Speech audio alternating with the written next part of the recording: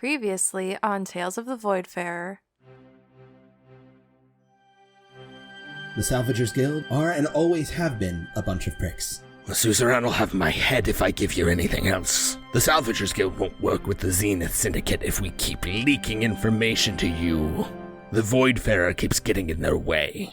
Val's gonna smile and says, "Well, and that's just the way we like it." It's the Zenith Syndicate, right? They've been causing all sorts of trouble since they taken over the asteroid prison run by the Grey Dwarves. I don't believe you would have had the pleasure of meeting our purser of the Voidfarer.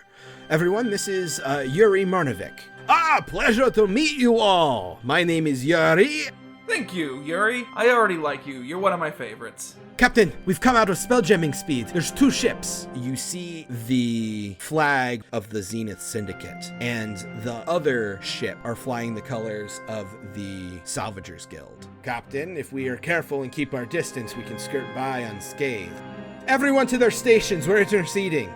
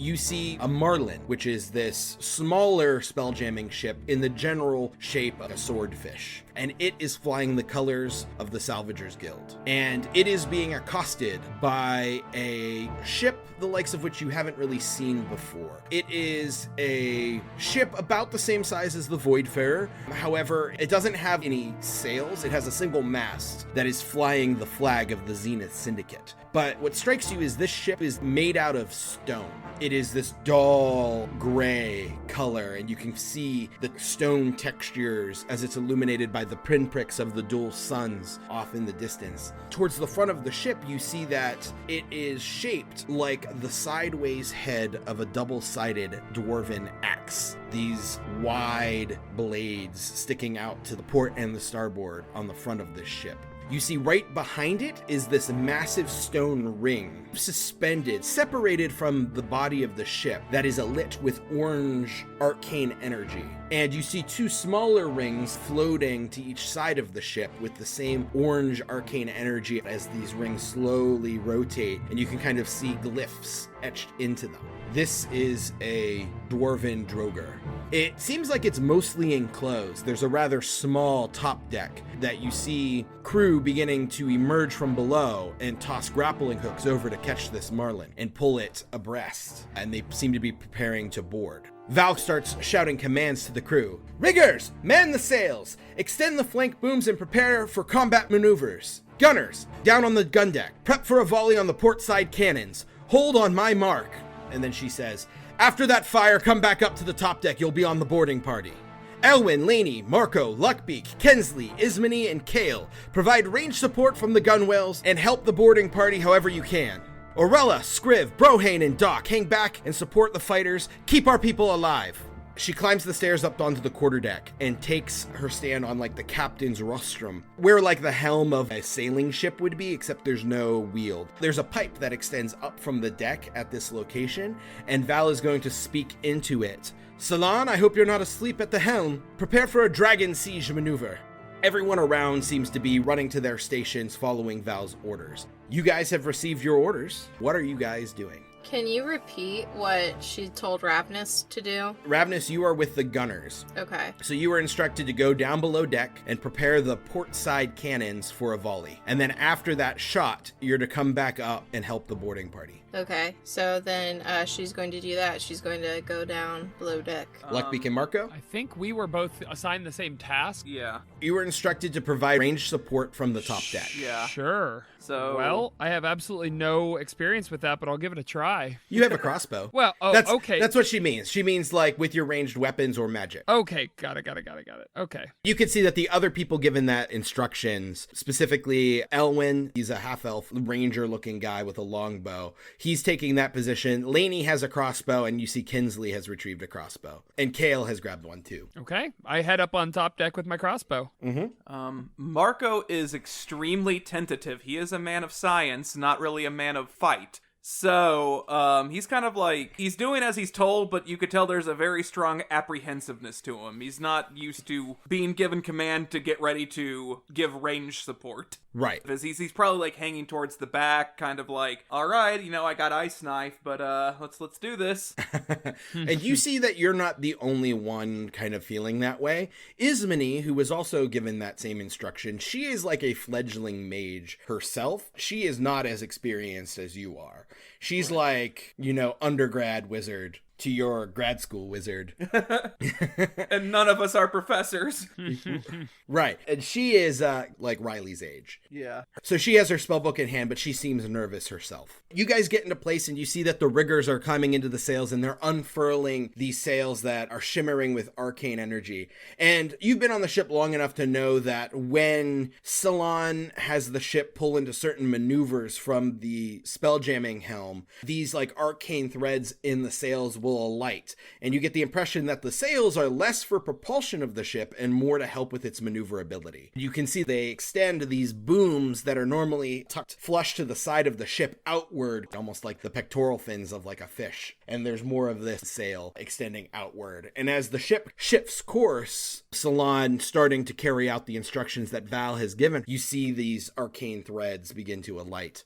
Rav'nys, you and the rest of the gunners get down below deck and immediately start packing the 3 cannons on the port side, which is the cannons on the opposite side of the ones that you practiced on. Okay. You guys see the ship begin to maneuver in relation to these 2 ships that are now tethered abreast of each other. And you see the Voidfarer begin to go high, way above where this other battle is taking place, almost on the Marlin ship's side. As you're up there, Luckbeak and Marco in particular, since you're standing on the top deck, you see that you're probably a good couple hundred feet above the Marlin ship on the other side of it, and then the deck begins to pitch to the port side, aiming the cannons downward at the Zenith Syndicate ship, this dwarven Drogher, where you're going to make a port side shot down onto the battle. And it's the strange sensation since the gravity is always still pulling you straight down to the deck, but you're seeing these other ships at a completely different orientation now kind of slide into view off to the one side. Rav'nys, you're on a cannon with Robin and Lester, and you get it loaded. And Roxana is going to hold up her hand. Wait for the captain's orders. And there's a tense moment. On top deck, you see the deck begin to pitch downward, and Val's standing at her spot, and she goes, "Fire!" Roxana drops her fist. All 3 of these cannons go off with a resounding and they lurch backwards, and you see tufts of smoke and dust kick up from the deck of this Drogher, the stone of the ship shattering and cracking by the collision of the shot. And immediately through the gun ports, you see both of those ships are getting closer. And on the top deck, you could see that Salon is now drifting it almost sideways and downward, almost grazing the top of both of these ships and bringing it down to the other side of the Dwarven Drogher, sandwiching it between the Voidfarer and this Marlin. In that time, all the other gunners are, after firing the shot, following their instructions and pulling out their weapons and running back up to the top deck. I imagine Rav'nys follows? Yeah, she runs up. At this point, I want everybody to roll for initiative. Woof. 5. 17. 4. Oh boy. It's all right. Best time to get a bad roll, worst time to get a good roll. Yeah, Rav'nys, you and the rest of the gunners run back up onto the deck, and you see that there are the ranged support. Marco, Luckbeak, and the others are already beginning to lay fire into the Zenith Syndicate pirates that are on the top deck of this Drogher. The riggers are throwing grappling hooks and catching the Drogher and pulling it abreast so you guys can board. And at this point, Val is going to shout to you, "Board and sever their tethers to the Marlin. Then get back as quick as you can." Rav'nys, it is your turn, followed by the rest of the gunners. Your goal is to free the Marlin. Okay, so she's going to try to do that then. She goes and she tries to free the Marlin. I don't know how far she can get. You are starting your turn at the top of the stairs from below deck. You could get to the edge of the Voidfarer in 15 feet, and then across the gangplank with an additional 10. Yeah. And then it's 20 feet from there to the other side. To get all the way to the other grapple, you need to move 45 feet. Can she do, so you can't double move in 5e, right? You can, but it uses your action to dash. Okay, well, she's just gonna get over there. With your movement, you can get onto their deck. There are their crew there, and you're probably going to have to fight your way across their deck. Gotcha. So you could get on and then make an attack instead, and then try to move the rest of the way on your next turn. Yeah, okay, so then she'll do that. She'll move, Sure. Get onto the ship, and attack. Yeah, you get on and you see that the Zenith Syndicate crew is made up of a variety of races. There's a couple humans, halflings, gnomes, a dwarf or two, a couple tieflings. You even see there is a Drogher, a gray dwarf, on the deck as well. But you can run across the deck and you find yourself face to face with one of their human crew members who draws a cutlass. Okay, she's going to attack him with her long sword. Okay, That is a 17. that does hit. 5 damage. Ow. You run in and just quickly bring down your long sword on him, and he recoils backwards, holding the wound, glaring at you. You see that Robin and Lester and even Roxana is going to join this fray. And you're also joined by the Dragonborn. Vareth is there, the dwarf Tira, and they're jumping over and attacking. And you see Roxana. She doesn't even use the gangplank. She leaps from one deck to the other and brings her axe down into one of the pirates, and he just instantly dies. Nice. Like, she cleaves through his shoulder, through his clavicle, and out the other side of his ribcage. Oof. So they have now boarded and are engaging all of the crew of this Zenith Syndicate ship. You see that the Salvagers Guild crew is fighting their own battle on the deck of their ship with the Zenith Syndicate members that have boarded this Marlin. Luckbeak. So who do I have eyes on here? Like enemy-wise? Yeah. You see that a bunch of pretty typical pirate-looking bandit guys. You see there's a Drogher on the deck who's fighting his way through. He looks pretty formidable. And these pirates are, like I said, all races. You see a couple humans, a couple tieflings, some gnomes, some... Is there somebody manning a cannon station? You do not see any cannons on the Okay. top deck. There is a catapult that is mounted on a raised platform towards the aft of the ship. Sure. But it doesn't look like it is currently manned. It looks like everyone who would have been on that are now trying to board, or were originally trying to board this other ship before you guys showed up to ruin their day. And then final question, do I see anyone who is obviously a wizard or sorcerer or otherwise magic user? Make a perception check. Gotcha. 18. Yeah, you do. You see what looks like a more wizardly fellow. He's a human. That sounds classist. He has a beard and a pointed hat. Okay, I mean, got it. Well, like, yeah, hard to... How would you alright. describe That's it? fair. But yeah, he has a spell book out and he has a long white beard. All right, it's somebody's grandpa reading a story to their grandson, and I'm about to kill this guy. But no, he's a wizard and you see him casting spells. All right. His focus seemed to have been on the other ship, but now that you guys have arrived, he's turning his focus on you. I'm going to, oh man, I shouldn't even be doing this. I think I'm gonna unload a crossbow bolt on him though. Oh wait, Sure. I'm going to take a bonus action, Nick, to aim. I was waiting for it. Since you don't have to move, Right, and then I'm going to shoot. And what is that, just advantage? it gives you advantage. And if you hit, you get sneak attack because you had Ooh, advantage. There's a 19 and a 14 plus my You hit attack him. bonus, so I'm sure I hit him. So sneak attack as well. Sneak attack as well. That's a 2 and a 6 and a 4, so 12 damage in total. Oh, wow. He turns to you guys and you see him beginning to cast a spell. It almost looks in the direction of like where Val is standing up on the quarterdeck behind you. But before he can do that, your crossbow bolt just lands right into his shoulder. And he recoils backwards, surprised, and his eyes go wide as he's scanning the deck where it came from. It doesn't drop him, but it dealt a hell of a lot of damage. Okay. He doesn't look like he has a whole lot of those left in him. Okay. I say to Marco, oh shit, it hit him in the shoulder. That's the hero's wound. That means he's a main character. He's not supposed to die immediately. So you're saying I should chuck an ice knife at his face? I don't know. If we kill him, are we the villains? I can't beat that logic. Are we the baddies? Only one way to find out. Marco, it is in fact your turn.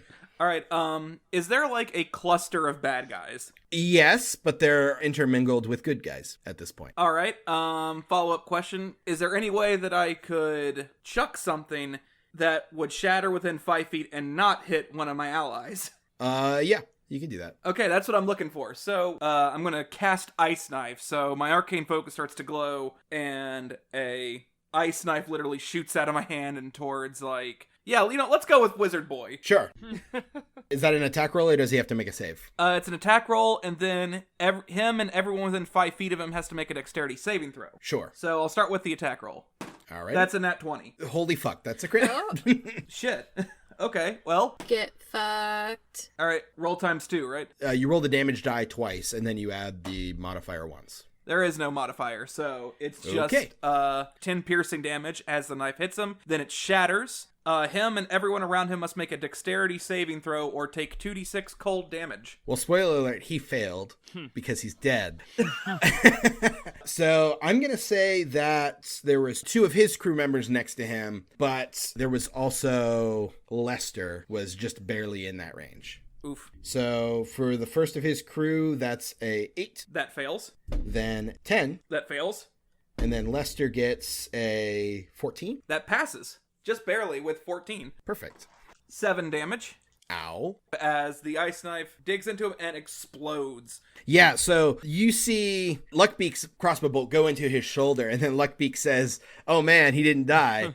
So then you send a shot at him, and it looks like it's going to hit him in the other shoulder, but he moves at just the wrong time, and it hits him right in the eye. And he stands there stunned for a minute, and then the ice shatters, his head explodes, and you see the 2 pirates near him get blasted with cold air. And Lester was nearby fighting one of those pirates, and he dodges back just in time and looks back at you with a confused look on his face. And then, like, a nod of respect. Oh, bonus action. Sorry, Lester. Looks over and is like, well, if we're the bad guys, that's quite a way to do it. I guess.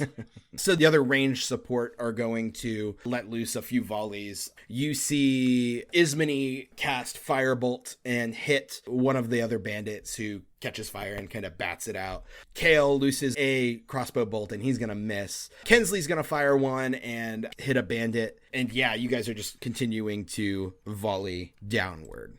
All right. At that point, Rav'nys, this Drogher is having seen you jump aboard and attack this one bandit who is looking pretty bloody. This Drogher, this gray dwarf, is going to come barging towards you, drawing his war pick, and he's not going to swing it. He's actually going to slam it into the ground, and you see his form swell to twice its normal size as he is now standing 10 feet tall, looming down on you. Well, shit. Okay.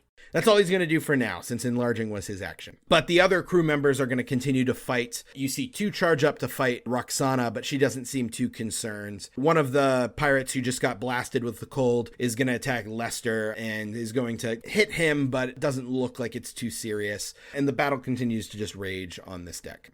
Rav'nys, it is now your turn with the rest of the gunners. Okay, she's going to, is the gray dwarf in attack range? He is. Alright, she's gonna try to kick his ass. Do it. And she swings her long sword and probably hits with a 24. That does hit. Okay. That is really good. That is a 12.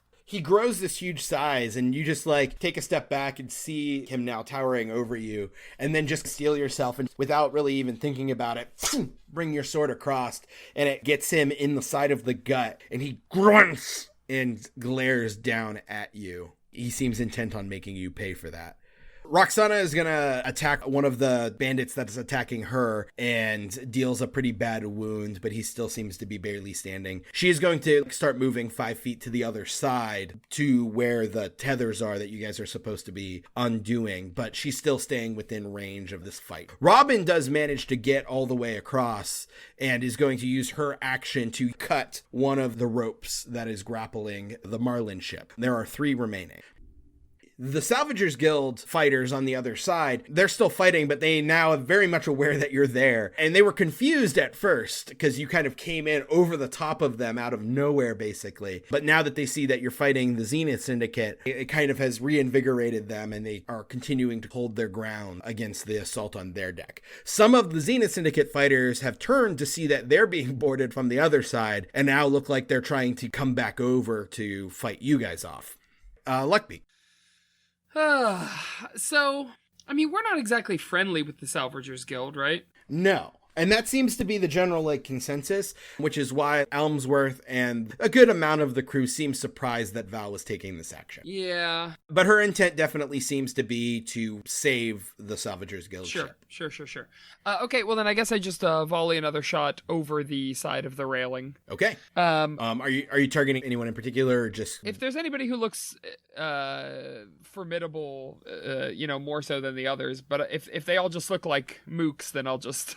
You did just see this Drogher grow twice his size and is bearing down on Rav'nys. So he's the size of a normal person. I guess I could... Okay, go ahead. No, he's bigger than that. He's the size of like an ogre. Okay. Not quite as tall, but definitely big and broad, standing about 10 feet tall. Okay. You do see that there is a wounded pirate right next to Rav'nys that she attacked, that she didn't kill before this Drogher arrived. Is she facing the Drogher, or is she facing the wounded person? She's facing the Drogher. Okay, then I'll kill the wounded person. Or try at least. God, I don't know how Luckbeak feels about killing people. There's no way to do a non-lethal crossbow shot. No, there's not. You could like try to like cold shot his knee. Yeah. But the thing is that would impose disadvantage on your shot. Yeah. Which you could aim to negate it. Yeah. If you wanted. But the problem is that in this context, that doesn't actually stop him fighting. Okay, well, what the fuck? Then here's what I'll do. I'm going to take the metal point part of an arrow and snap it off so that it's just a blunt piece of wood. And then I'm going to try to shoot the guy in the head. So I assume I can't aim because I'm breaking off the thing. You do get like one free interact with object around, so that's that. Okay. But since you are snapping the weight of your arrow off, your attack is going to be made with disadvantage anyway. Sure. But you can still aim to negate. Okay. So just roll the die is what you're telling me. We had to walk through the process. Yeah. It was a long road there, but we got there. All right, here we go. And to parse it all out. Well, I'm glad it was worth it. That would be a 5. Yeah, you definitely see why crossbow bolts are designed the way they are. Because the tension string releases and this bolt just flips end over end straight up. Yeah, got it. Okay. And it lands on the deck next to you. Absolutely. Well, failed experiment. Marco. Is there anybody behind the Drogher? There's a lot of people. The deck is full of people fighting. Within 5 feet? Of him? Yeah. Yeah, totes. My friends? Well, Rav'nys is within 5 feet of the Drogher. I'm thinking of dropping a flaming sphere right on his ass. Oh, well then. And I think, I'm thinking that's now a bad idea, because then I'll just have a giant ball of flame skirting around this entire thing where half of the people fighting are my friends, so... That is true. You do have a bunch of your friendlies in the middle of this scrum. Yeah, I'm gonna try to play it safer this time. And by that I mean I might hit Rav'nys with a shard of ice. So... Neat. I'm going to cast my second first level spell to cast Ice Knife again. Okay. Now, there was a guy next to the Drogher, right? Yeah, that was the one that Luckbeak tried to shoot at. Alright, well, he's about to get Ice Knifed. Or attempted. Well, unfortunately, Rav'nys is still next to him, too. It's rough, I have to admit. She can handle it. That's why I'm thinking, like... She still has kind of low hit points from the last episode, I will say. Oh, yeah, that's right. Most of my Yeah. attacks have an area of effect to it, so that's the problem here. Marco doesn't like Rav'nys that much. It's fine. You would be surprised at how much he likes Rav'nys. They were gonna be friends. Yeah, he just wants to be friends with Rav'nys. Alright, so we're gonna have to play this extra special safe and just cast the cantrip Acid Splash on the Drogher. What's the range on Acid Splash? 60 feet. Okay, you're good. Yeah, I thought so. And that's a deck save? That is a deck save, correct. 14 is the save. He doesn't have a bonus, but I rolled a 19. Then yeah, he just, even with his large size, it just kind of acid flops onto the stone. Kinsley's going to take a shot. That one is going to miss. Elwyn, he's a gunner, but he's not like a hand-to-hand fighter. He has a long bow. So he's standing back with you guys, and he looses an arrow at the pirate that's next to Rav'nys, and he does in fact hit, and he kills that guy. So Rav'nys, you see an arrow thump into flesh right next to you, and that guy just yelp and collapse. This is the human? The human, yeah. Okay. So yeah, and then the others are going to send volleys into the crowd, and some are going to hit and some are going to miss, and it's just a chaotic battle. So this Drogher is going to attack you, Rav'nys, with his now gigantic war pick. 17 to hit you. Yeah, that hits. Yeah, he brings his war pick down on you, slams it into you, and deals 11 piercing damage. Oh, buddy. Okay, Rav'nys is down to 1 hit point. Oh, shit. So please do not do that again. Thank you. No promises. Nicholas. All right. A couple of the others are going to attack Roxana. One's going to hit, one's going to miss, but she doesn't seem slowed at all. Rav'nys, it is now your turn. Okay. She is going to do...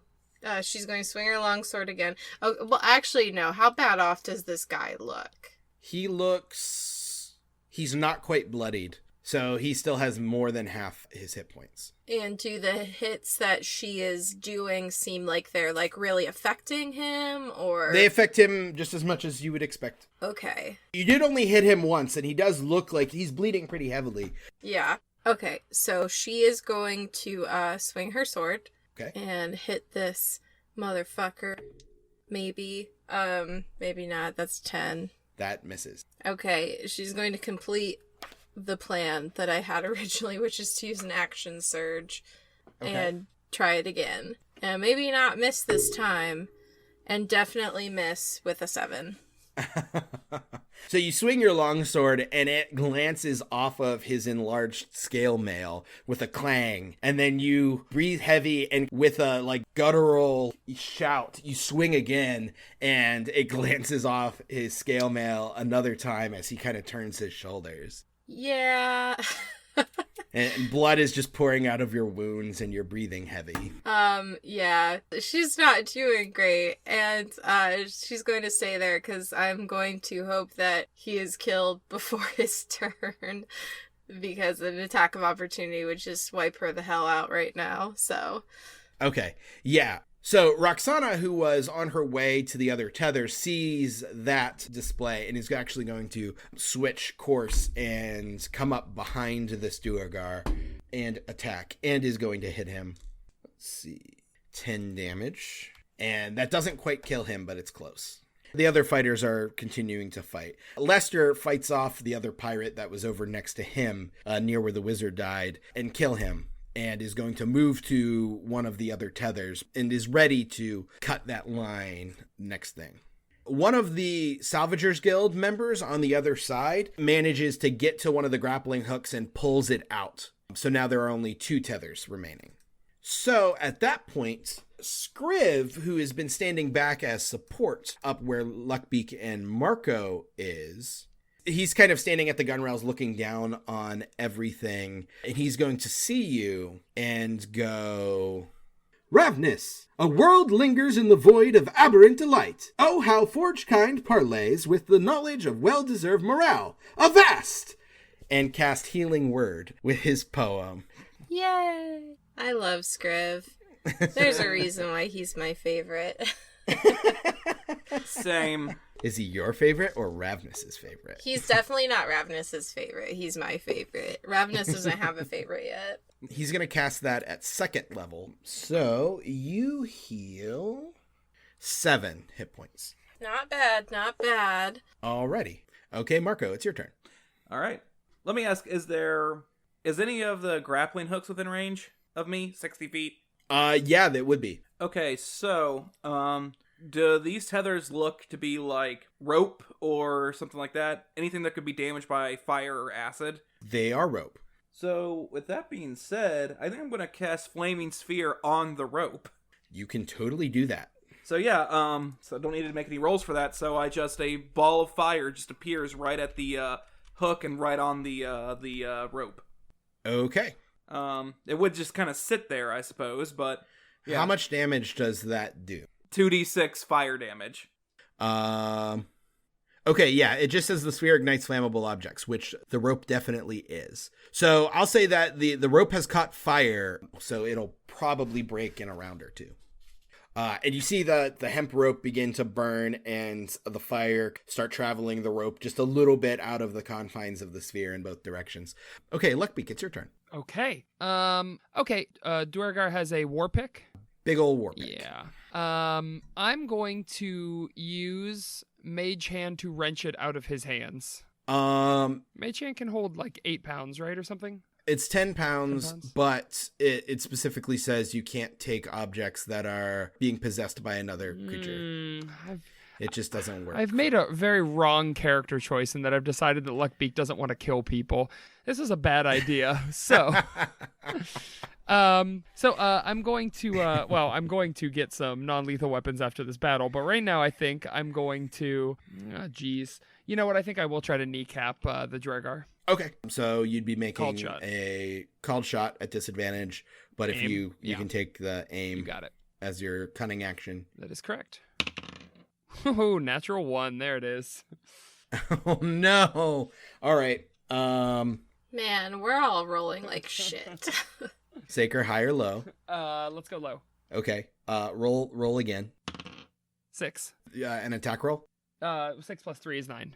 Yeah, you fire, you totally miss the Drogher. The arrow actually glances harmlessly off of Rav'nys' armor. Okay, good. Wow. And Rav'nys, you hear like a rattle of your chainmail as a crossbow bolt brushes past. I peek my head above the bow and I say, I'm a rigger. I'm sorry. I'm not supposed to be doing this. You're not even a rigger. You're a failed rigger. Yeah, that's true. Rav'nys just glares over her shoulder. She will remember this. Oh no, don't telltale me. All right. The other ranged people are going to fire and hit a couple more of the crew. Actually, Kale lands a lucky shot that kills one of the pirates on the deck, and it frees up Tira, the dwarf gunner, who is fighting with a warhammer on the deck. It frees her up so she can get to one of the grappled lines, the one that's not being burned by Marco currently. Let's see. Nope, he is still going to attack Rav'nys.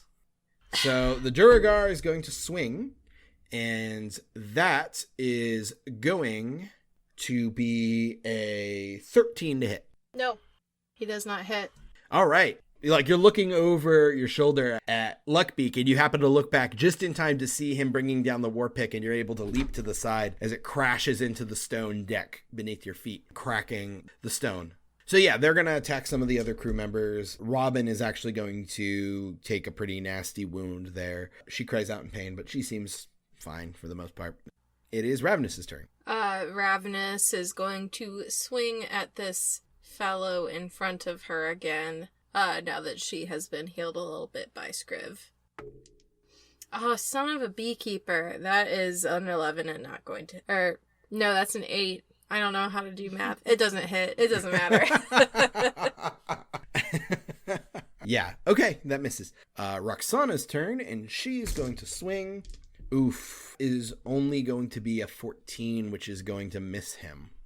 So Tira, the dwarven gunner, is going to run up to the other line and is going to pull out a dagger and cut it. So the only line now that's tethering them is the burning line, which looks like it's going to go at any minute. Luckbeak, it's your turn. Okay. I'm going to take a shot at the burning line. Okay. Because that's the last thing connecting the boats, right? Yes. Yeah, I think that's what he's going to do. Okay, go ahead and make a shot. It is disadvantage. So you know the drill now. Yeah. Oh, whoops. So disadvantage, but me aiming. So that would have been my first roll, which was a 17 plus 3 is a 20 anyway. All right. Go ahead and roll damage. Okie dokie. That's a 6.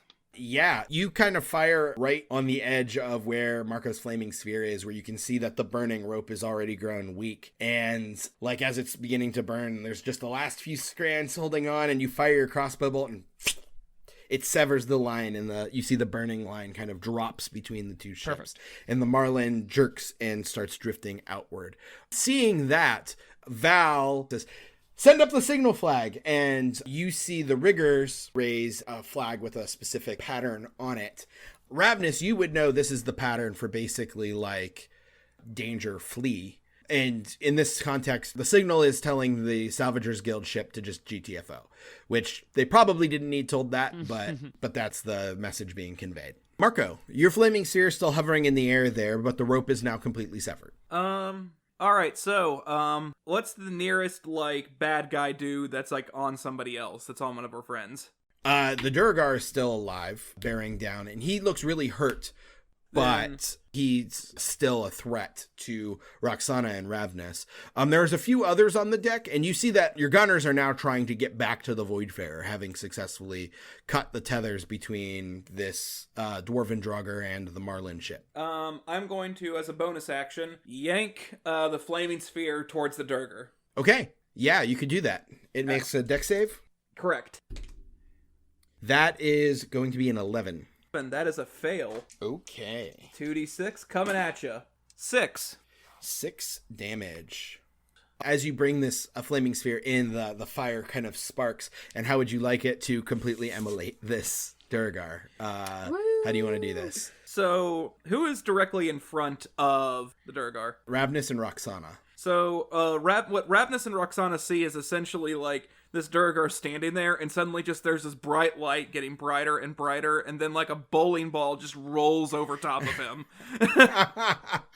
Yeah, you see this orange glow come from, like, the Drogher is momentarily backlit with, like, orange glow, and then suddenly fire begins to burst upward from behind it as he lets out a guttural scream and just gets enveloped in fire as this sphere just overtakes him.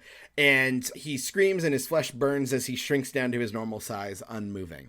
So yeah, I'm just going to leave the flaming sphere there and be like, well, we're going to make sure you're not getting up. Yeah, he's dead now, but some of the other crew are still alive. One is going to try and attack Roxana, but miss. One is going to try and attack Robin and hit. They're definitely now angry at you guys. They don't seem to care too much about the Marlin ship that's getting away. They're now just pissed and vindictive against you guys. So that's their turn. Rav'nys, it's your turn, and the gunners, and it looks like Robin, Lester, and the rest are now trying to get back to the Voidfarer. So following Val's instructions so that you guys can turn tail and GTFO. Okay, so this is going to make me sound really stupid because this would have, like, come in handy a bunch of times so far this podcast. Can I cast Jump on myself? You can. So she's going to do that, and I really wish I would have remembered it during that chase scene, like, that we did a couple episodes ago, but she's going to cast Jump on herself and try to use that to get back to the Voidfarer. Sure. Let me see. It just means your jump distance is tripled, so go ahead and make an athletics check. That is a 15. Yeah, you easily do it. You leap and land on the quarterdeck, actually, not even the main deck, next to Val. Or up in that area, at the very least. Neato burrito. Okay, so now that everyone knows that I have that, please don't let me forget it again. Boing! Yeah, everyone watches and is like, why the fuck hasn't she been doing that this whole time? Would have been handy a long time ago. You could have cleared the chasm in the Beholder fight. Super easy. I know, there's so many times where this would have come in such handy, and I just have completely forgotten about it. So No, it's just, Rav'nys is self-conscious about her Githyanki abilities, and only now that she's been with the Voidfarer for a week is she comfortable using them. yeah, so now she's like, all the cool stuff she can do. So, yeah, you are now out of harm's way back on the ship.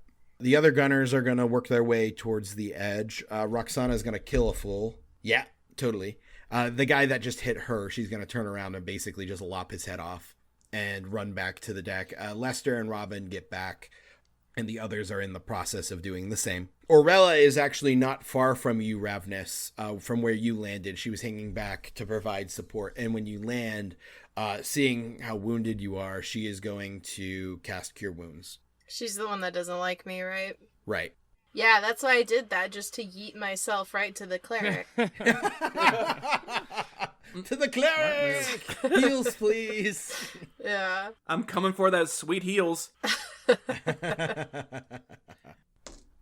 Oh, wow, she rolled well. Nice. You heal 18. Wow. She does secretly like me. I feel potential romance. Okay, Luckbeak. I mean, what do we still have to contend with here? The other ship is floating away. The other ship is floating away, but there's still pirate crew members of the Zenith Syndicate attempting to keep your gunners from escaping. There are a couple people still in harm's way. Nobody you know super well, but like the other gunners of the ship are still trying to flee. So there are targets you can still shoot at if you'd like. So there are Zenith Syndicate members on our ship. Not on your Okay. ship. They're on their Got ship. Your crew members are trying to get back to your ship. Understood. They're trying to stop them. Okay. Then I am going to take a crossbow shot at one of the. Is there someone who is maybe like grappling one of our members, or someone who is, you know what I mean, like? Yeah, in fact, there is a tiefling bandit that is grappling with Tira. Okay, so I'm going to take a called shot on the tiefling bandit's. Oh hell, we'll make it shoulder again, and I'm going to aim and then do that. So I'll just take one roll. Okay, God damn, that's a 10. that does I miss. figured. Oh, high or low? Let's go high this time. You do miss your called shot. It was high, and it hits him in the head. Roll Oh damage. Jesus! Is this a sneak attack? Yeah. Great. Yeah, that's a 14. 14 damage. Ugh, don't say it. Yeah, he's super dead. Christ. Okay. So he's grappling, and you're trying to aim on his shoulder, and for whatever reason, you get bumped, and you jerk up slightly, and it just hits him in the temple. Yeah. And he slumps over and lets go of Tira, and she kind of looks up, and she goes, "Oh, thank ya!" I don't even think I respond. I'm just looking wide-eyed at the battle. That was a hell of a shot! No response. Accidentally deadly. Big swing. All right. Marco and Luckbeak are going to have a conversation later. Oh, for sure, yeah. You can find me in my crying pool. Because I think Marco might have a similar feeling about killing people. Yeah. Oh boy. What? Rav'nys, you're alone. This is bullshit. I don't think Marco's going to have as much of a volatile response as Luckbeak is, but he's certainly I'm a man of science. Yeah. I was not expecting to murder people, Yeah. but here we are. Yeah, that's rough. Yeah, Marco, it is your turn. So I'm going to use Flaming Sphere mainly now as kind of a deterrent. Yeah, just to try to give my guys some breathing room to get back on our ship. So it's now just a flame of sphere trying to cut off anybody who's going to try to grapple or. Yeah, you could definitely do that. You can interpose it between the bad guys and your guys as they try to get back to your ship. Yeah, so that's what I'm doing. Yeah. Okay. They're going to continue to try and stop the crew, but for the most part, everyone is, especially with your sphere there, the last few gunners that went across to fight, the last of the boarding party, which was Tira, Varith, and Ormond, they all clamber back aboard, and they'll turn and begin yanking the tethers, and the Voidfarer is now free. When that happens, Val shouts into the tube that she's using to communicate with Salon, saying, "All right, we're free. Let's turn tail and get out of here." And the ship begins pulling away from the Zenith Syndicate ship, turning tail and beginning to put some distance. Marco's going to breathe for what he thinks is the first time in a while and slump to the deck. Yeah. Luckbeak too. Yeah. Rav'nys, you're up by Val, and as the ship is turning away and starting to put some distance, you do see this axe-headed dwarven ship now turn in your direction to make pursuit.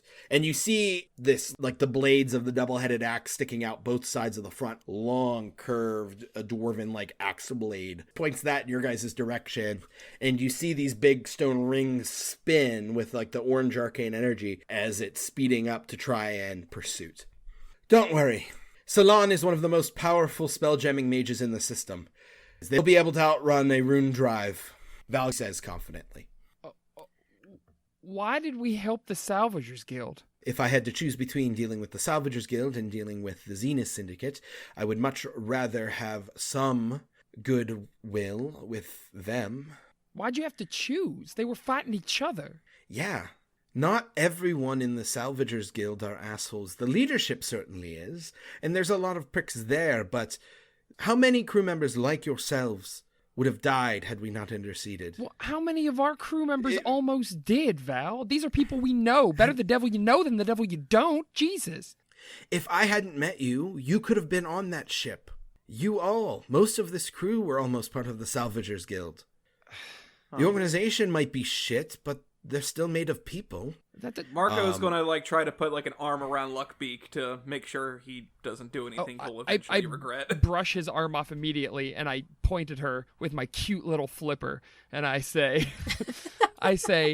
where we come from, we care about the people that we care about. And there may be other people out there, but we can't help everybody, Val. You go around trying to help everybody, and goddamn it, you're going to get somebody killed. Now, this ain't my ship, and I don't make the calls, but you can be damn sure that I ain't fighting on your behalf for some nobodies anymore. You understand me? If you don't like the way I run my ship, feel free to get off at any time. I just can't guarantee I'm going to stop for you. I'm going to be like, Luckbeak, come on, man. Relax. Forget it, Marco. It's Chinatown. I'm gonna storm back to my room. As you begin to walk away, Elmsworth speaks up and goes, Captain, I'd hate to be the bearer of bad news, but they're closing distance. And Val looks surprised and turns back towards the ship. And you see these large rune rings that are hovering behind and to each side of the ship, spinning, and the glowing orange runes etched into them are glowing brighter and brighter as it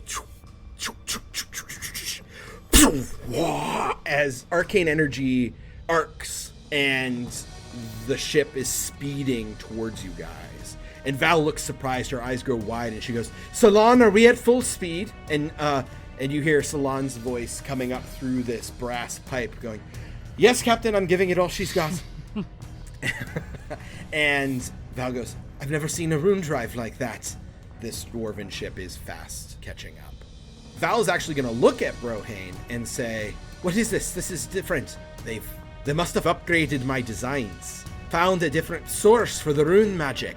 I've never seen the orange glow before. It's usually green, he says to Val. Should we prepare to fight again? Val's gonna turn to you and says, yes. Everybody back to battle stations. Prepare the broadsides. Get people back on the bally. Prepare to try and stop them.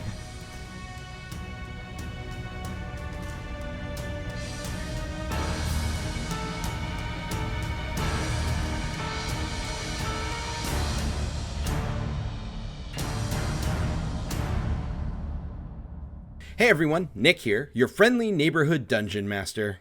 As always, thanks again for listening. This is our second episode of Chapter 2. If you're liking what you're hearing, please consider leaving us a review on iTunes. That super helps us out.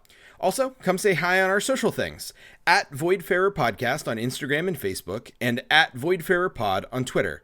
I actually shared some of my homebrew material that appeared in last episode, specifically the stat block for the Asteroid Jumper and Asteroid Jumper Swarm, and my rules for the card game Spacer's Gambit. I'm hoping to be able to do more of that sort of thing, so if that sounds like cool things that you want to include in your games at home, go check them out.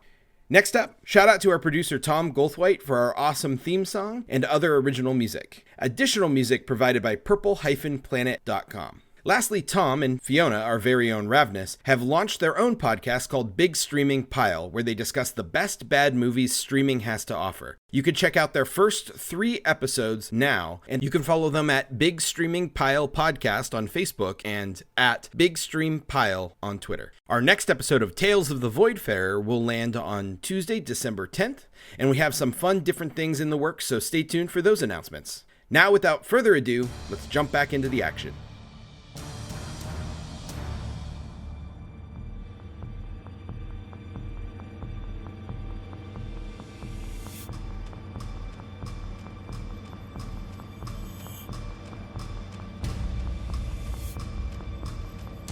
Val has just shouted for everybody to get back to battle stations as you are now in pursuit by this Zenith Syndicate Dwarven Drogher ship, this stone ship with this double-bladed axe head. As you guys are scrambling to get into position, you see the orange arcane energy of its rune rings that are propelling it towards you guys grow brighter as the ship grows closer. Is there anything in particular you want to do before this ship is on top of you? I do. Considering that we have the time, I'm going to cast Mage Armor on myself. Okay. So my AC is now 14? Yeah, 14. Okay. Marco and Rav'nys, is there anything you guys want to do? Not me. She's just gonna kind of like be prepared to run where she needs to go, which I'm assuming right now is down to the gunner place. I don't know what it's called. The gun deck? Yeah, that. Yeah, it does look like the gunners are going down that way. And you see that the gunners that were on the ballista loose one of the ballista bolts, and it sails forward and shatters off the front of the stone ship, looking like it does basically nothing. And the ship is getting closer and closer. Rav'nys, you go down below deck. Luckbeak, was there anything you wanted to do? I'm in my damn room. Well, you didn't get very far when Elmsworth shouted that the ship is now gaining, and Val has now shouted. Like, you had just turned to walk away when that happened. So you can still choose to do that, but it looks like people are running around and now preparing for another fight. No, damn it. I will also prepare for a fight.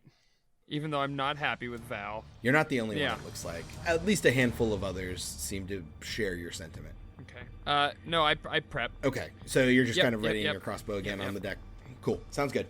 Val is, especially when it seems like they're not going to be able to outrun, she's going to shout to Salon, bring the ship around, let's see if we can line up a broad. Val cuts off. There's another burst of arcane energy from the pursuing ship, and it speeds up even more. Prepare for impact! And there's a slam. And I need everybody to make a strength saving throw. Oh, sweet fucking God. Oh, hey. Son of a beekeeper. 12. 11. 13. None of those were good enough. You guys are all knocked prone as the entire Voidfarer shudders. You see just debris fly into the air off the starboard side as the ship grinding past. And you can't see off the side of the ship, but you are certain one of these massive axe blades is carving the length of the ship. The Drogher lurches to a stop as its bow almost gets to the Voidfarer's bow, and then drifts outward. Grappling hooks fly across the gap as the Zenith Syndicate pirates appear to be getting ready to board. So the Voidfarer has completely stopped. It's been rocked by this impact, but it seems to be stopped accelerating as well, almost like something has disrupted Salon's connection on the helm. Rav'nys, you're standing on the deck. It looks like these pirates are getting ready to board, but none of them have made it across yet. What would you like to do? Rav'nys is going to get her ass up, and she is... Half your movement to stand. I know. And she is going to get her longsword out again and get ready to attack. Okay. You do have enough movement to at the very least move to like the gunwale to try and attack anybody that should come on if you'd like. Yeah, so she's going to go over to the edge and hold her attack until someone tries to board, and then she's going to slash them in the face. Yeah, the other gunners are basically going to do the same. Some of them who did get below deck are going to re-emerge, drawing their weapons, and do the same. It is now Luckbeak's turn. You do see more crew has emerged from the below decks of this Dwarven Drogher ship. You see that there is not one, but 4 more of those Duragar. Jesus. And there's more pirate bandits. They all seem to be getting ready to board the Voidfarer. Well, that's just not fair. How close is their ship? It is, Butted up against ours? yeah, tit to tit. All right. I didn't think I'd be popping this so soon. I'm going to pop the cork off my potion of climbing. Okay. And I'm going to drink it. And then I'm going to dive off the side of our ship. And I'm going to... oh, wait. I'm thinking spider climb. Regular climb doesn't allow me to, like, stick to things, does it? No, it just gives you a climb speed, I believe. Oh, shit. So it still needs to be a climbable surface. However, the side of the ship is decently climbable. I would allow it. Okay. I'm sorry, all I could picture is this fucking penguin just drinking a bottle and yeeting himself off the side of the ship. Oh, shit. I was thinking spider climb. Okay, so what it does is it gives you a climbing speed equal to your walking speed. So Okay, you still have to handhold and foothold stuff. Ooh, during this time you have advantage on strength checks you make to climb. Yeah, that's if you're doing anything outside of the normal climbing Sure. thing. So if you get hit, have to Yeah. hold on or make any leaps while climbing or anything along those lines, Okay. you have advantage. I'm going to first I'm going to get up. And then I'm going to kind of climb down the side of our ship and onto the side of their ship. You can do it. As you climb down, you see that the whole side of the hull of the Voidfarer has been split, and basically like a can opener, the whole length from the back all the way up to the front, Jesus. a couple decks down. And you see that there's debris floating everywhere, and you see maybe about 15, 20 feet out, a pair of spectacles Uh-oh. that look like... Coot? No. Oh, thank they look God. like glasses of minute seeing Oh. that you just saw earlier, and you notice that a bunch of the cargo, including the treasure that you just got, is now floating out into space. Oh shit, how much of it is reachable? None from where you're at. Let's see. It's pouring out of the side of the ship, scattering out, propelled by the impact, floating out to the edges of the gravity plane, way out of your reach. And it's among wood, shrapnel, and other debris from this impact. What a waste. Yeah, well, God damn it, that is breaking poor Luckbeak's heart. All right.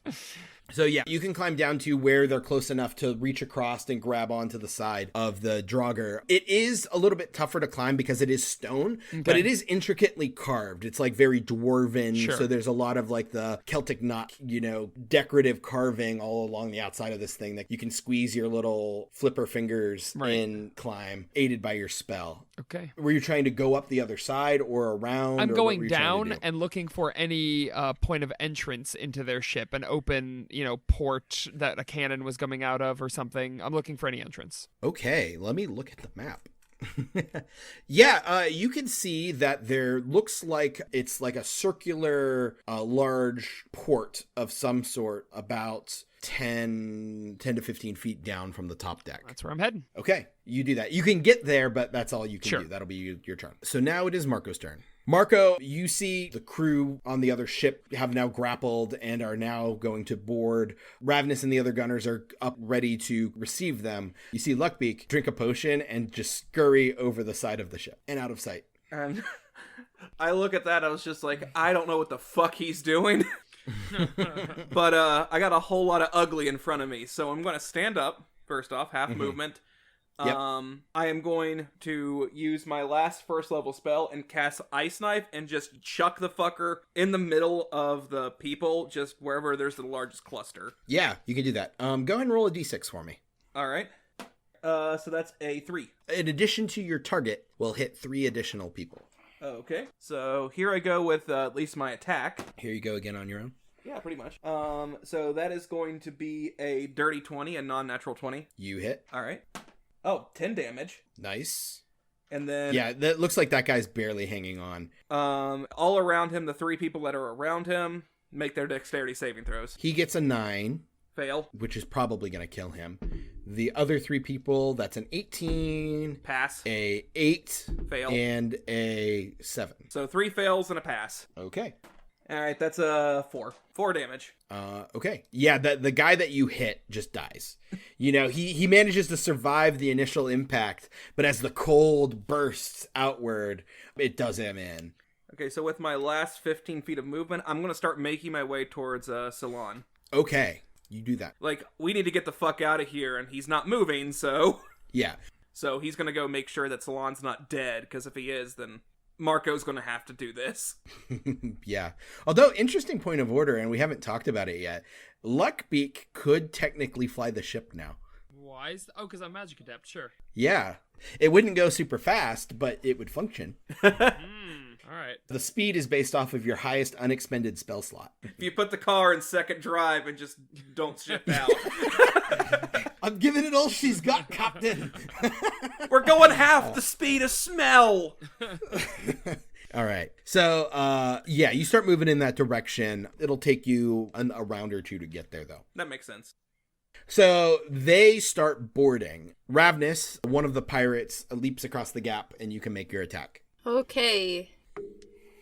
7 to hit, which I bet misses. Yeah, it does. He's a tiefling. He jumps, and his foot lands on the gunwale in front of you, and he jumps upward over your blade as you swing sideways at him and lands on the deck next to you.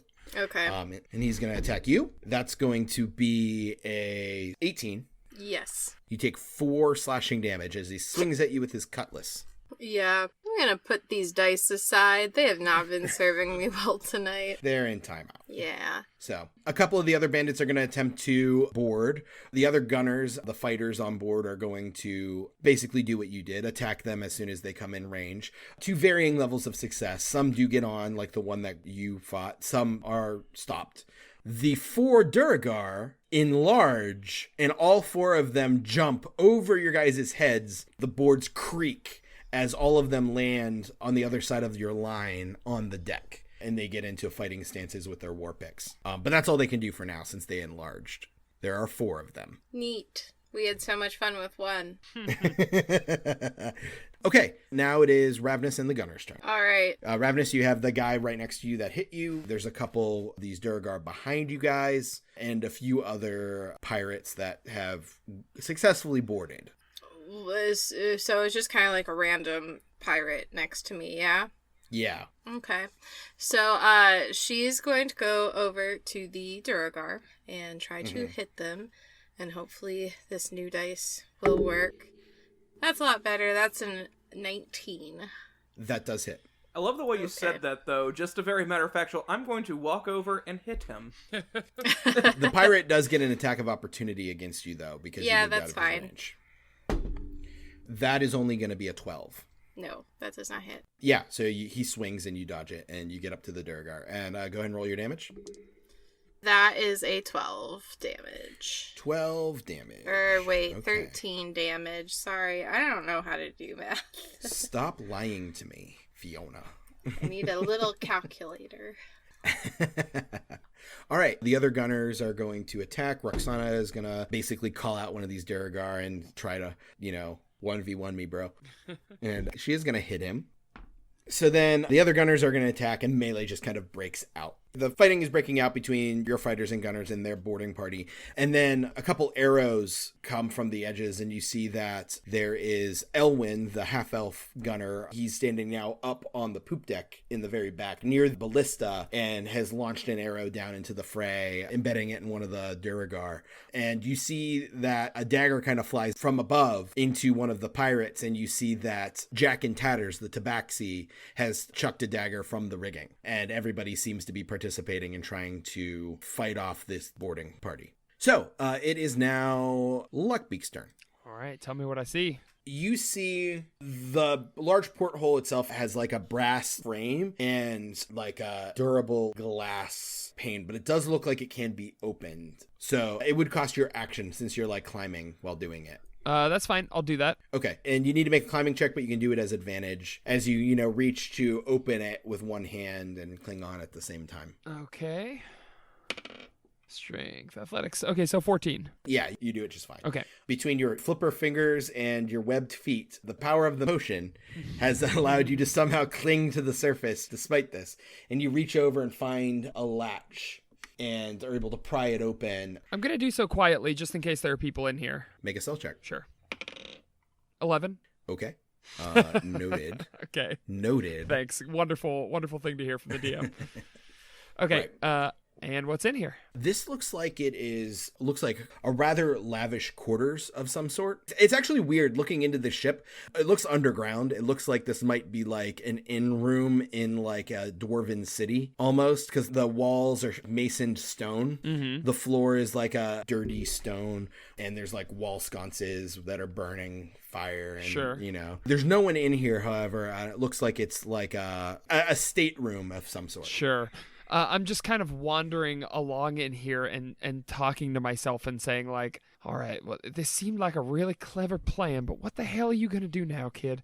Are you going to like get him at crossbow point and force him to dismount? God. All right. Let's just see what we are. I'm going to obviously there's a door in this room at the other end? Yes, there was one door directly across from the 8-foot portal that you entered through. Okay, I'm quietly opening it and peeking out into the whatever. Yes, you peek out into that chamber, and it's like a 10-foot by 10 like atrium or like foyer. There's a door on each of the other 3 walls. And one is actually like slightly ajar, and you can actually see a figure walking down a hallway away from you. It looks like you may have just missed them passing through this area by seconds. Okay. I'm going to try one of the other rooms. Okay. A room straight across from you. There's a room to your left, and then the door that's ajar, that's a hallway, is on your right. Okay. Let's go left real quick. Okay. You open it, and it looks like it's a chart room. And then there's a door directly across. Jesus. And you're heading towards the fore of the ship. God damn it, this is a bad idea. I'm gonna get captioned. I'm gonna get caught. All right. If this is the charting room, I'm at least gonna try to like grab a map or two that gives some idea as to where they were going or what they were going to. There's probably no plans in here, but at least some map for where they were going. There's a circular table in the middle, but it's built into the floor. It's like a stone masoned circular platform. And there's a metal instrument that looks like an orrery hanging from the ceiling that resembles like a solar system. But you go up to the table to like expecting to see maps and instruments, and you look in and it's a pit of sand. I look up. Is there some projection coming down? When you went up, did you touch the edge of the table? I'm sure I would have, yeah. Okay. And the minute you do, like you just placing your hands like on the stone, you see little grains of sand begin to levitate out of the sand pit, and they coalesce into little clusters. And you notice that they're forming tiny little ships, and they're now floating in places among this orrery. And you can see, it looks like the placement of other ships in this ship's fleet. And you actually see there's a larger cluster of sand that's floating in a close orbit of a nearby planet, an asteroid. It looks like a dwarven citadel. Even the little effigy of it made out of these sand grains looks like there's like a dwarven structure carved into it. But the thing that strikes you is it doesn't look like a castle or anything. It looks like a fortress or perhaps a prison. Okay. Interesting. Sure. I probably get the idea that it's by dwarves, a jail by dwarves, not a jail for dwarves, or maybe both. You have heard about an asteroid prison before. Right. Yes. You learned about the headquarters of the Zenith Syndicate. Right. Is a prison that they took over. And you are on a Zenith Syndicate ship. Okay. I'm going to note that. And then I guess... Can I mess with... I'm going to try and grab one of the other ships. So you reach out and touch it, and actually all of the other sand grains, except for that one, fall back into the pit. And that one stays right there, and then more sand grains begin to raise out and add to it, and it grows. And it's now a model of a ship that's probably about 2 feet long, sure, made out of these floating granules of sand floating in front of you. Okay, I double-clicked it. Okay. You double-clicked it, and it zoomed. Got it.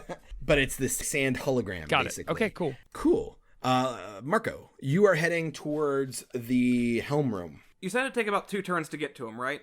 Roughly. So... you can get to like the chart room here, open the door and get in, but it would take your like next turn to go through the other door and get into that room. Okay, considering if I would to move at full speed, I'm going to move 30 feet. As close as I can get, I'm going to pull out a copper wire from my bag and cast the cantrip message. Okay. to Scyllin. So you're going to point in, like, the direction that you know the helm is. Yeah, exactly. What do you say? Scyllin, are you okay? What do you need to be, he's actually stuttering, by the way.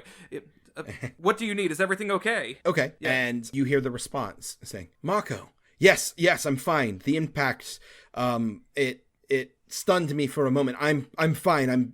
As soon as we're free of the grapples, I can pull away. So, cool. So I'm just going to turn around to everyone else and scream, cut the grapples! As if, like, they don't need to know that, but still. Yeah, it seems like that's a pretty obvious thing. But you feel better having conveyed that message. Yeah.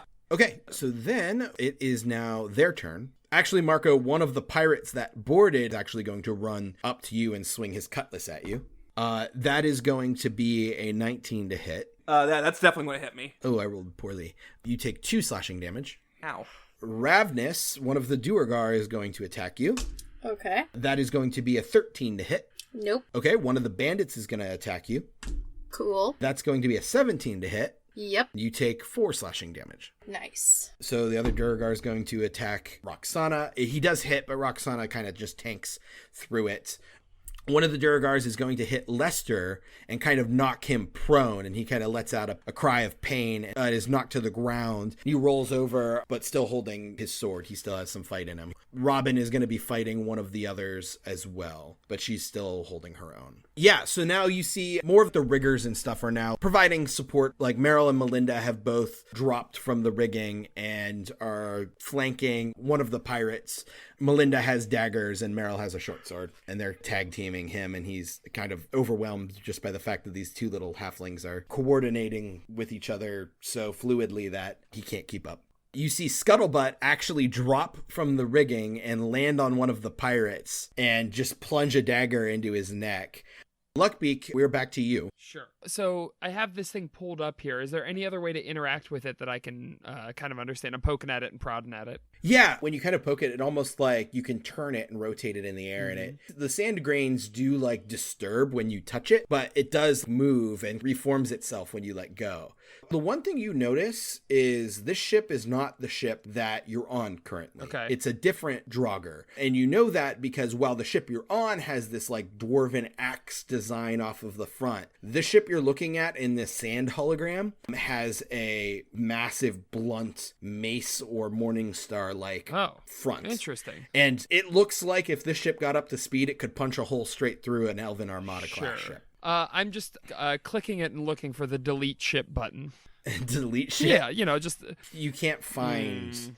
However, like when you do it, you see that there are like little dwarven script appear in the air out of sand as well next to it. Like it's the name of the ship or something. Take fucking Dwarven? I didn't. Damn it. Okay, I took Elven. Okay.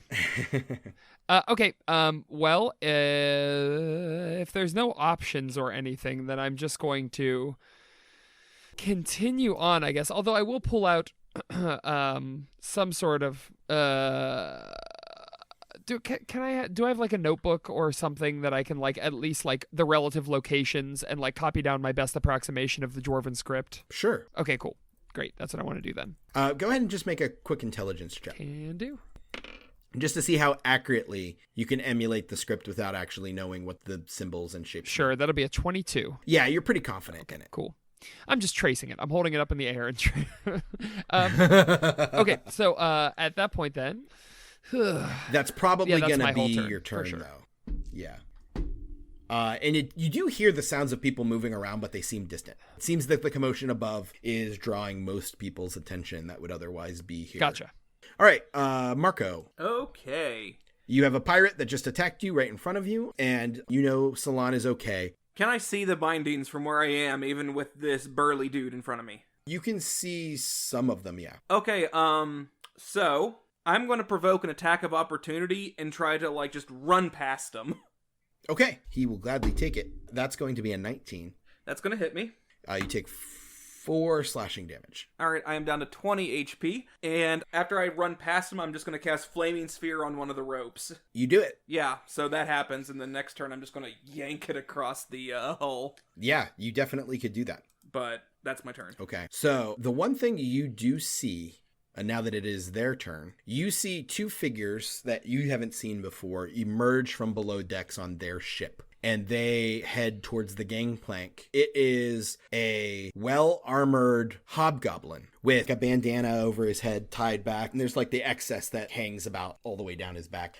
And he strides out onto the deck, and he definitely has an air of importance about him. And in his wake, standing a good foot and a half taller than him, is this brutish female bugbear. And her hair on her face and like neck is in all of these braids. Like basically all of her exposed hair is braided. But she looks tough as nails, dragging this huge spiked club. And they both emerge and cross to board. As soon as he steps foot on the deck, he goes, "All right.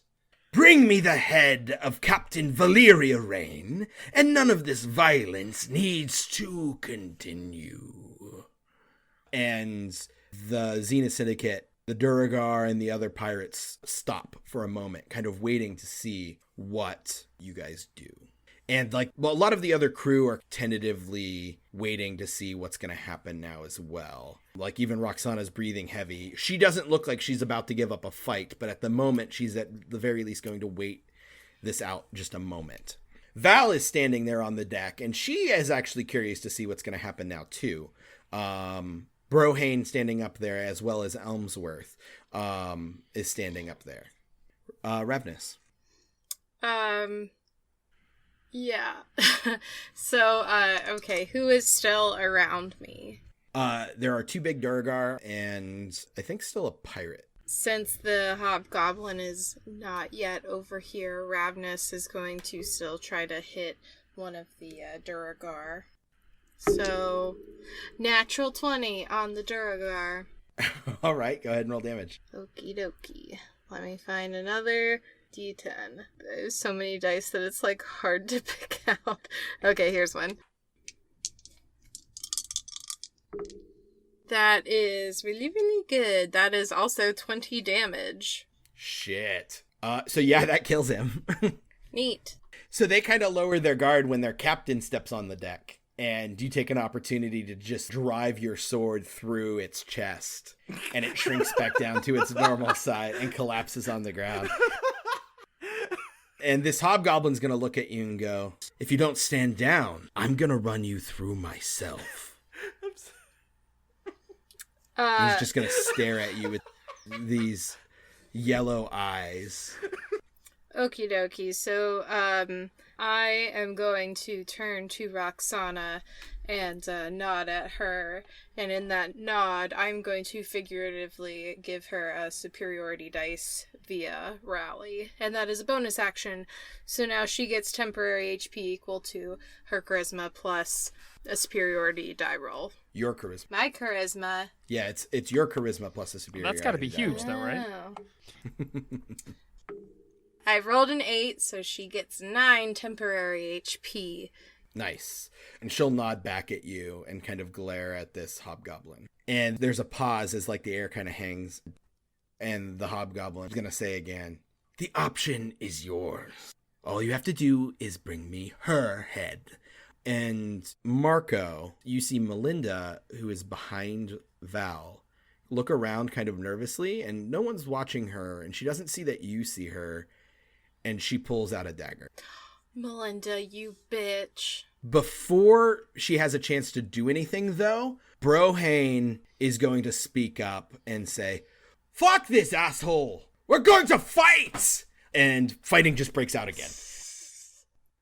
And actually, when Brohane says that, Ira springs forth from over the side of the ship and immediately attacks 2 of the pirates on her own. Just out of nowhere, this mechanical spider, and the whirring gears and everything clicking, and Brohane is pulling out 2 hand axes and joining the fray himself as well. So Marco, it's your turn. You have your flaming sphere burning. Oh, I was gonna yeet it at the hobgoblin. You could do it. Yeah, so He's now drawn his sword as well. yeah, he just rolls it into the hobgoblin.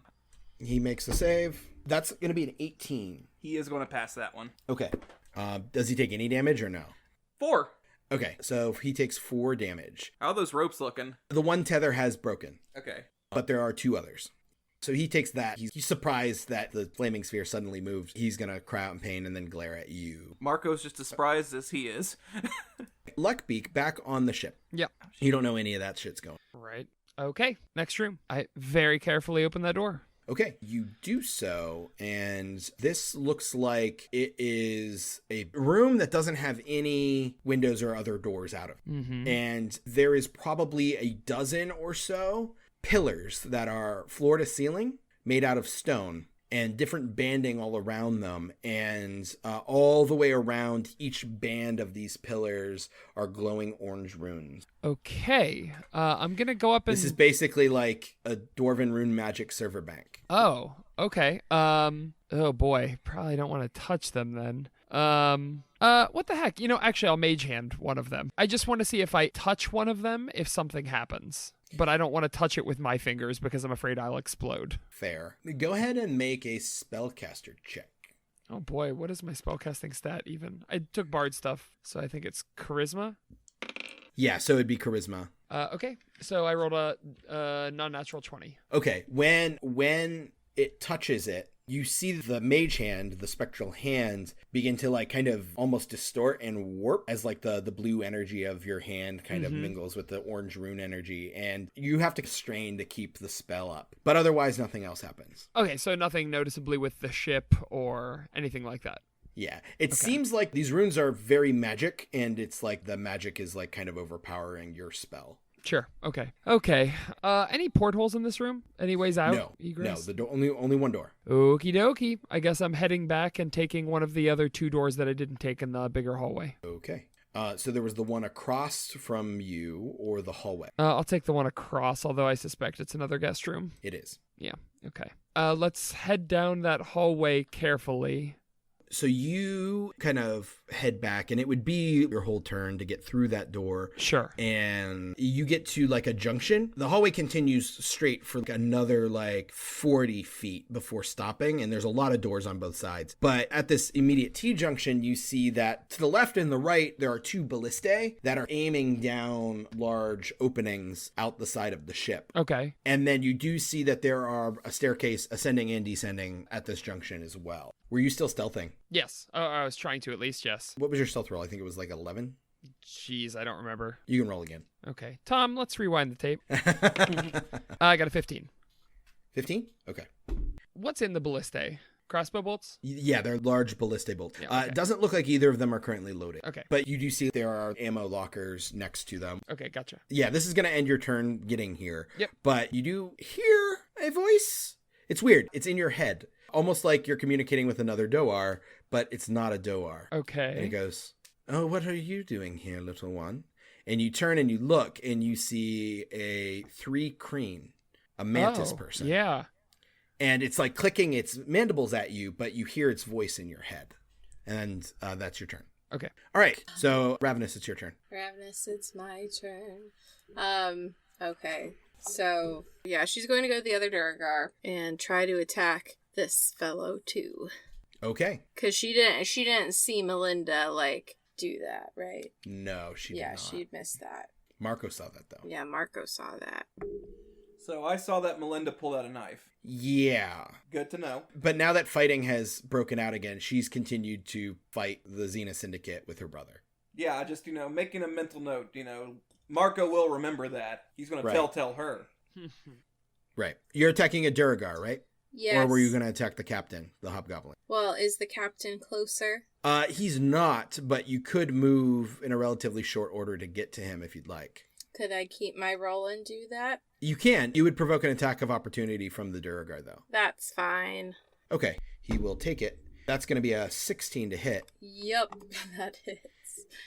You take... He's in big boy mode, too.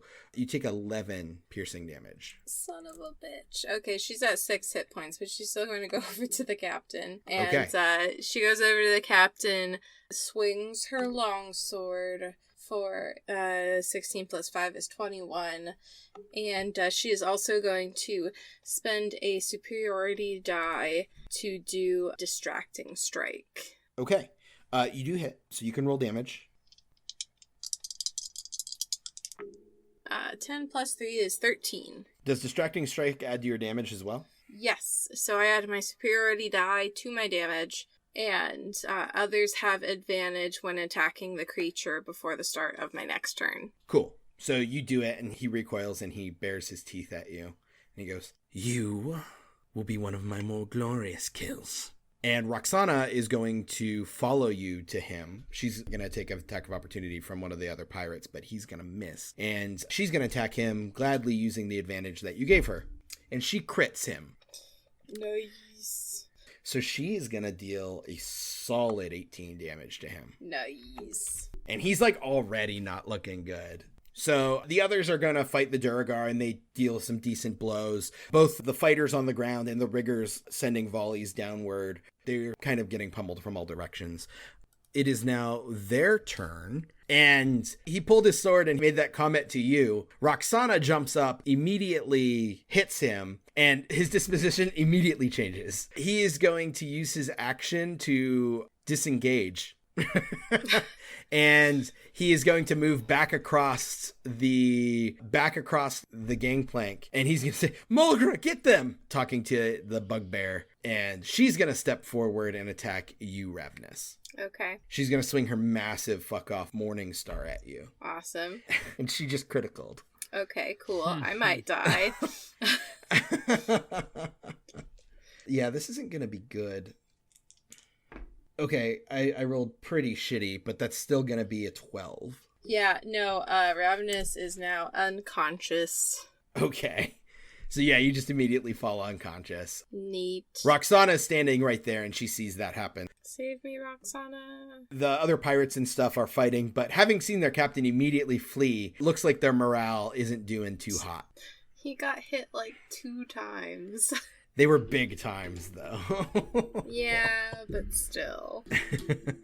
So I kind of fucked up all the order, but I'm going to keep the order I've been doing just to keep things kind of together. Marco, it's your turn. All right. Well, I guess Marco is going to use the flaming sphere to try to burn the rest of the ropes. Yeah, you can do that. And you can get one more cut, so there's only one remaining. All right. Doing what I can with the flaming sphere, and I'm going to at least like try to move towards Rav'nys with my movement. Yeah, you can do that. Yeah, I think that's it for me. Well, actually, moving the sphere is a bonus action, so Okay. I'd still have an action to do something. Yeah, well, you could cast the spell so long as it's not another concentration spell. All right, let me see here. Doop-a-doo, boop-a-doo, boop-a-doo. Okay, with my other action, I'm going to cast Acid Splash cantrip on the other rope. Okay. I know Acid Splash is a saving throw spell, but I'm going to have you make an attack roll here to see if you can hit the rope. No, I get what you're going at here. Because if you miss it, it's just going to fly out into space. 14. That does hit it. So go ahead and roll damage. 2. That's exactly what you needed. Sweet. The rope as the acid eats through the hemp rope, and the rope goes slack and drops. So yeah, the Voidfarer is now free. It hasn't drifted away just yet. There is still a gangplank, but the gangplank isn't actually holding anything there. It's just laid across the gap. A lot of the Syndicate pirates are now kind of panicking, and they're going to start trying to jump the gap and head back over to their ship so they don't get stranded on your guys' ship, piecing the fuck out, having seen that the grapples are broken. Yeah, that's what I was hoping for.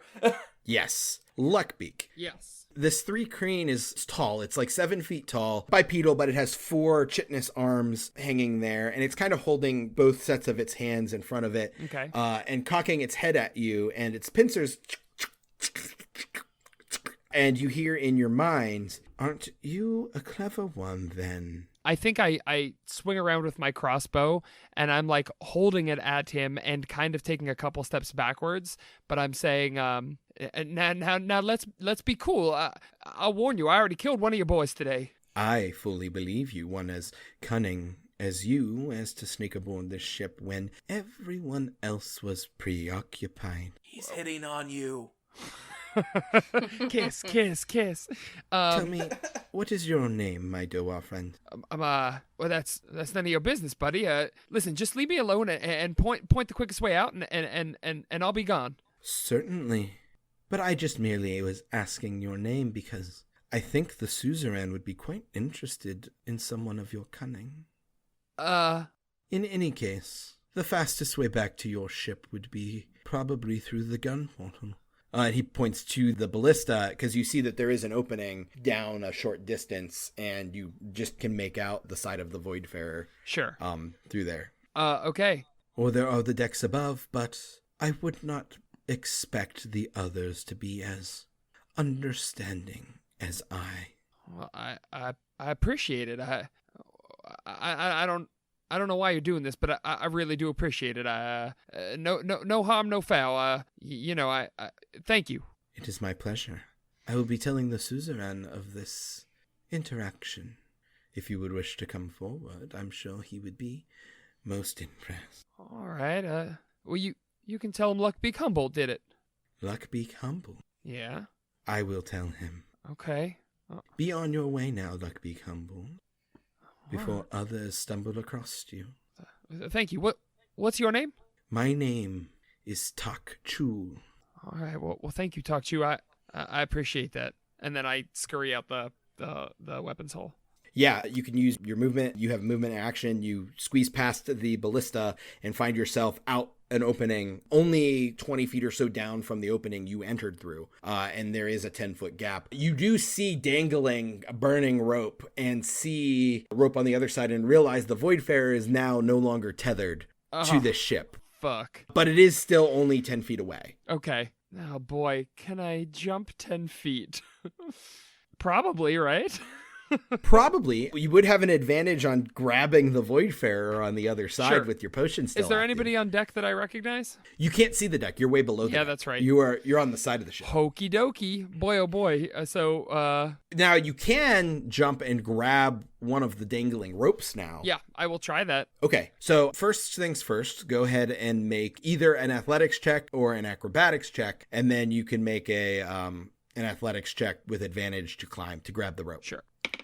So that's a 2 for my 3 for my acrobatics. Oh no. And Okay. yeah. So what Okay. what happens here? So you go and jump and you get a running start and your webbed feet slip and you kind of stumble like the cat jumping out the window. Yeah, exactly. Splaying. Exactly what happens. And you fall in the gap. But luckily, the gravity plane of both of these ships is only about 3 feet below the deck you were standing on. Okay. So you end up bobbing now, and your momentum actually carries you across the gap, and you hit the Voidfarer and can grab on to the side. Okay. I will do that and then scurry up to the rope or the deck. Yeah, and you can scurry up to the rope, and you won't be able to get all the way up, but you can get about halfway up. Yep. Okay. You pull yourself up to the gash. It's so wide you could step in to the gash onto the orlop deck, the Sure. cargo deck, if you want to do that. Oh my god, absolutely, because there's a shit ton of treasure in here that nobody will ever miss because it Yeah. went out into the ether. You see boxes and crates shattered, and more importantly, towards the fore of the ship, you see Yuri's shop, which was nestled on the starboard corner, obliterated. And you can just barely make out amongst debris a very bloodied and not moving Yuri. Oh, jeez. Okay.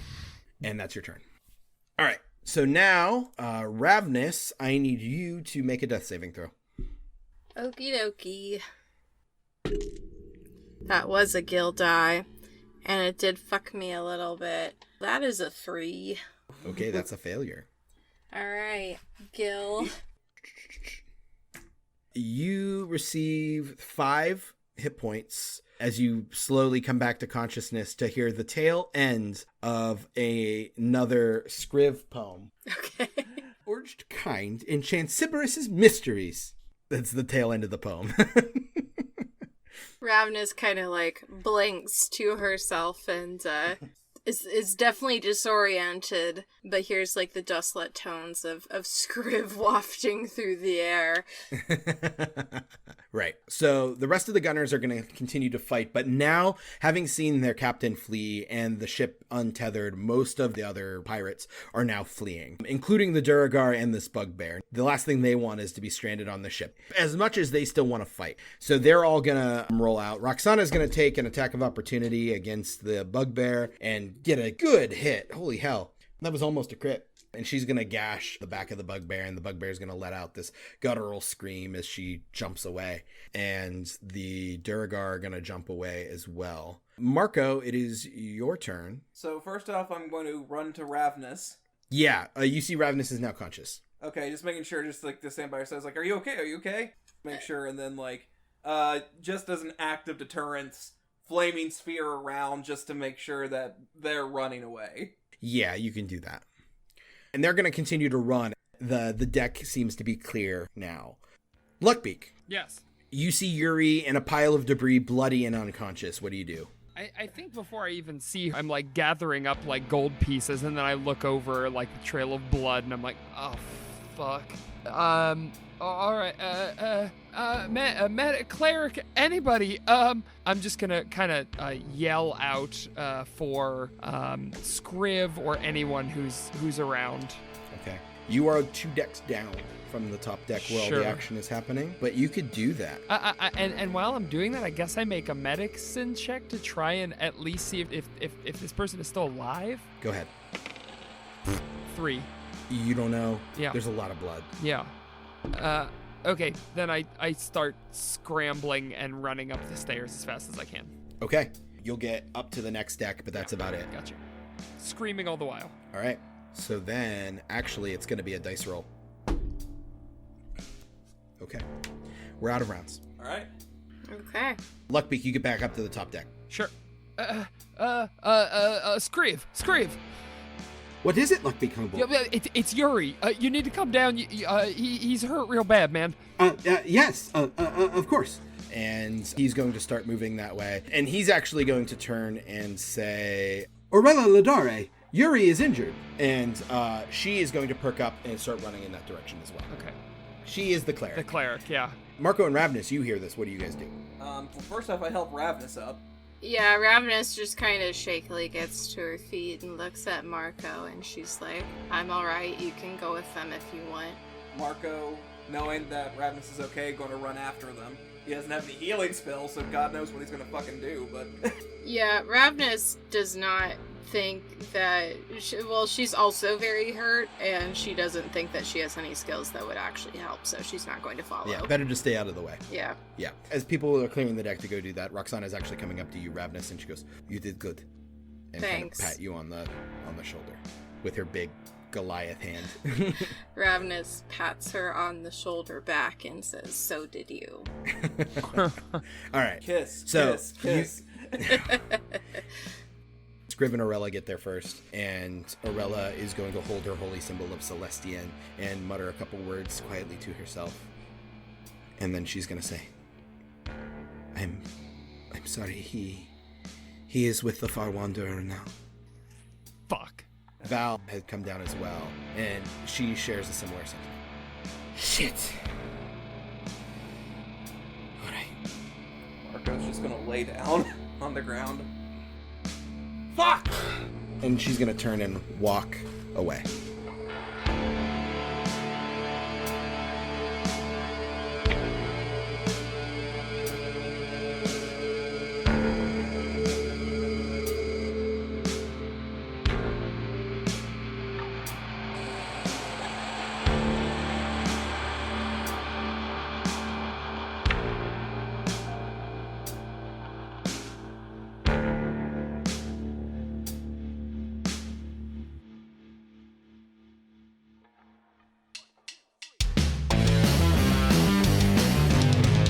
ProjectDerailed.com